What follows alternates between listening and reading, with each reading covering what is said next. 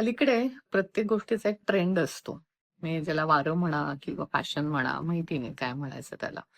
आणि आता अलीकडे परीक्षांचे दिवस आहेत. म्हणजे हे अभ्यास, परीक्षा, ताण याचं वारं म्हणू शकतो आपण. म्हणजे आता मी बी काही दिवसांमध्ये 10वी आणि 12वी बोर्डाच्या परीक्षा सुरू होणार आहेत. त्या परीक्षा सुरू होणार आहेत म्हटलं, की त्या मुलांपेक्षा पालकांना पण ताण येतो. मग त्या ताणामध्ये त्यांची झोप, त्यांचं काही खाणं डिस्टर्ब होतं, त्यांचं काम डिस्टर्ब होतं.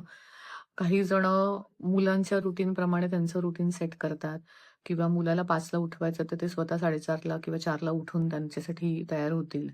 काही जण त्यांच्या बरोबरीने बसतात. हे करायला चुकीचं काहीच नाहीये. पण प्रश्न असा राहतो, की त्यांची गरज काय आहे? त्यांना काळजीची गरज आहे का अति काळजीची गरज आहे?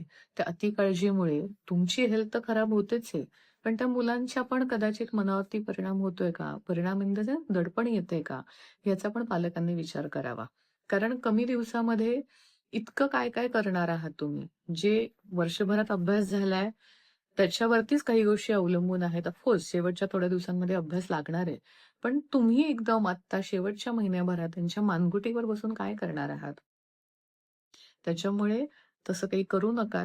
तुम्हीही थोडे रिलॅक्स राहा. मुलांनाही राहू द्यात. त्यांच्यावरती विश्वास ठेवा. त्यांनी जो अभ्यास केला त्याच्यावरती विश्वास ठेवा आणि सहजतेने तो टप्पा पार पाडावा. कारण उगाचच तो बाऊ केला जातो. बोर्डाची परीक्षा, जेवण-खाणं सगळं सोडून सतत फक्त बोर्ड, बोर्ड, बोर्ड. म्हणजे घरातलं वातावरण पण तंग असतं. कोणी यायचं जायचं म्हटलं तरी पण.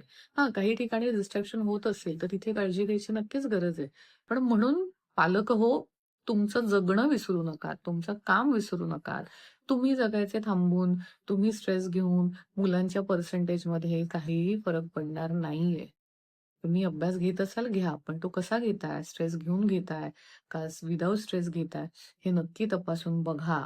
त्यामुळे तुमची हेल्थ सांभाळा, कारण तुमच्या मॉरल सपोर्टची नक्कीच तुमच्या मुलांना गरज आहे. त्यामुळे विनाकारण तुम्ही आजारी पडू नका. ते बघून मुलांनाही गिल्टी येऊ शकतो. त्याच्यामुळे प्लीज स्वतःला जपा आणि पर्यायी नंतर मुलांना पण जपा. ठीक आहे? चलो. Okay. Yes. Bye. Take care.